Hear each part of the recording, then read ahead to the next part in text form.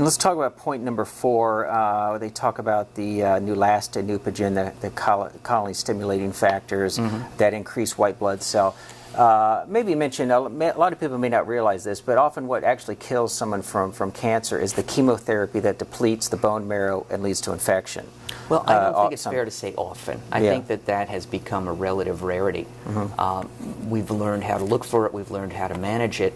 The issue is when chemotherapy drops somebody's white blood cell count, and white blood cells are often your first line of defense against bacterial infection, there are drugs that can be used to help protect and raise that count. It's not clear that using those drugs really makes chemotherapy safer. How are they used now? The white blood count gets to a certain level. When do you decide to administer a colony-stimulating drug? How are they used now, and how do they propose to change them? Well, current guidelines suggest that they should be used when there is a substantial risk of the patient developing what's called neutropenic fever, whereby the patient would have a fever with an inadequate white count to protect themselves. Okay. It's worth understanding that neutropenic fever is a routine matter to deal with in a cancer center. It's dealt with by intravenous antibiotics, and the recovery rate from that is exceedingly high. It's a very, very rare phenomenon that we lose a patient as a result of a neutropenic fever, at least in solid tumor oncology, where I deal with. In the liquid tumors like leukemias or in bone marrow transplant situations where somebody is without their immune defenses for a much longer period of time, different story.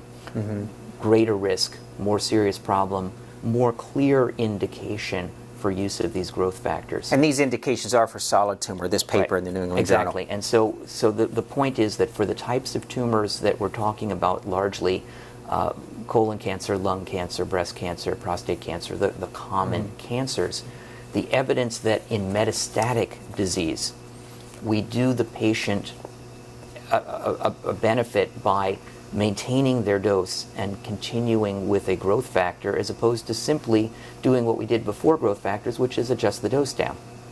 When we treat people with chemotherapy, we start at a dose that's based on their height and weight, but we frequently make adjustments and frequently will modulate that dose down based on side effects. We have to do that for side effects where we don't have a drug that can block the side effect. In some practices, in some circumstances, people have been using these growth factors to maintain the dose, and it's not clear whether that's beneficial or not. And to put it in perspective, the version of the growth factor that's most commonly used now, which is a pegylated long-acting form of a colony-stimulating factor, costs over $5,000 a shot and would need to be given after each dose of chemotherapy.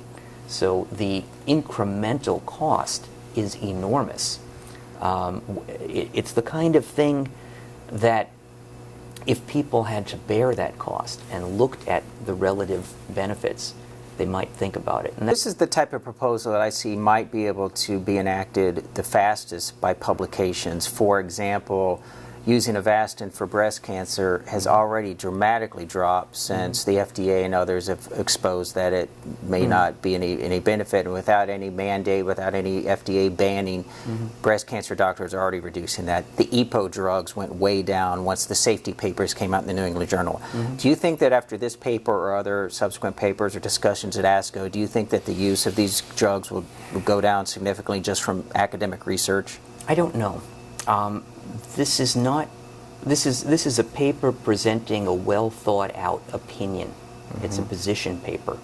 It's not presenting new data per se. I think it's trying to put on people's radar screen the reality that the situation is unsustainable. We can't continue to do this. Our economy cannot support it, will not support it.